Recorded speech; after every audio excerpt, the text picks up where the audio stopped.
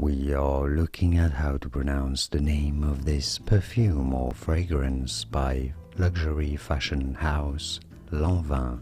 We'll be looking at how to say more interesting but often confusing luxury brand names from France, so make sure to stay tuned to the channel.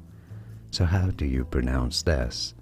For reference, so you know, in French it is said as éclat, silent T, éclat d'arpège.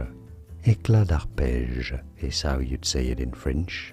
It'd be fine in English to say it as éclat d'arpège. Éclat d'arpège. And now you know.